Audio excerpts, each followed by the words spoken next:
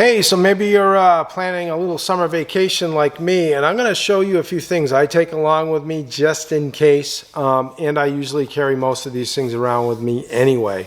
So I'm going to talk about those right after this.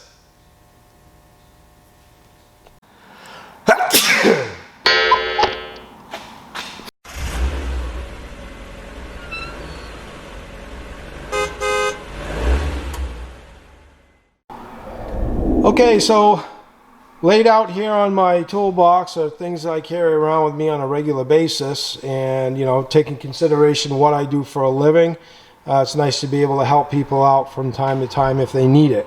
So the first thing I have is a boost box. This boost box basically will start your car if you accidentally leave your door open, your light stays on and your battery goes dead. You can also charge basically any kind of cell phone, laptop, whatever you want with this thing. And when this needs to be charged, you just plug it into a regular outlet, or you can plug it into the accessory outlet of your car. These are real handy to have. This one costs about 200 bucks, but they are a lot more affordable. They have different versions of these everywhere out there, any parts store. So also I carry this multi-purpose tool with me. It's really handy to have. It's got a knife on it. It's got pliers, a little saw, file, basically whatever you need. This one was used by Navy SEALs, I guess, but I'm obviously not a Navy SEAL, so nor will I be.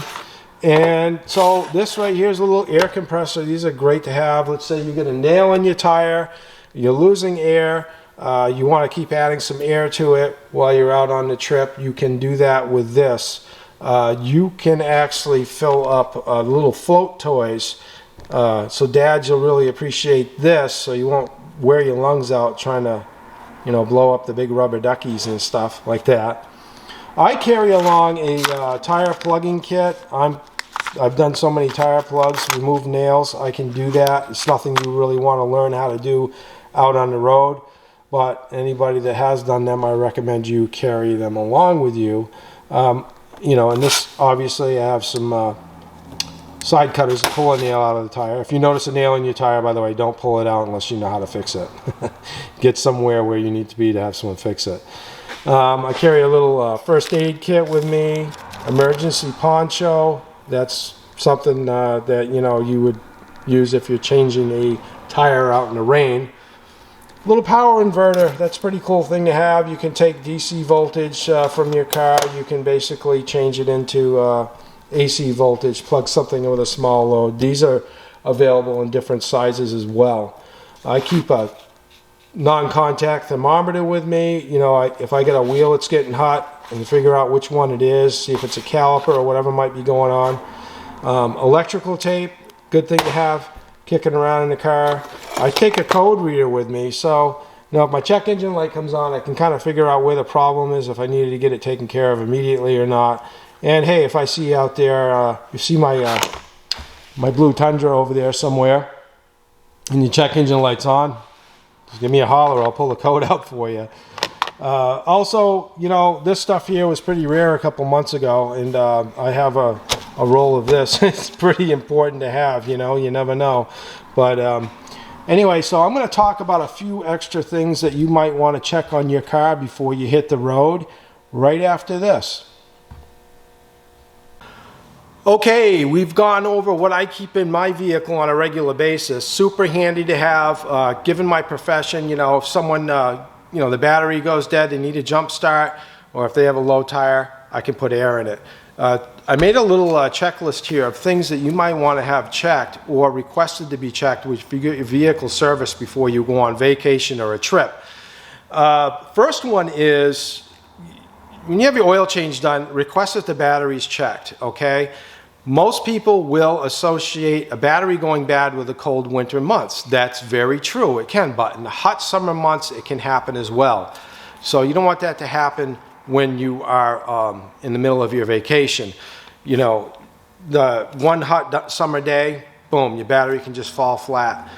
If a battery's 4 or 5 years old and it tests a little bit on the weak side, it can test okay one day, but the next day it can go. So like in my personal truck, the battery's 4 years old and it tests a little weak, I replace it. I don't even want to question it. And so check your wipers. Your wipers are real important. You know, when you really need your wipers in a downpour and they're not working well, you find out you got a torn wiper or they're just chattering annoyingly across the wiper, across the windshield. That is something that you don't want to deal with. You know, all your lights should be checked. Make sure your lights are functioning properly. If you have one headlight that goes, you should replace both of them as a pair, because if one goes, the other one's right behind it more than likely. Your tires, very important. All your tire pressures should be equal. Check your spare tire. I don't know how many times I've seen it, a spare tire being flat.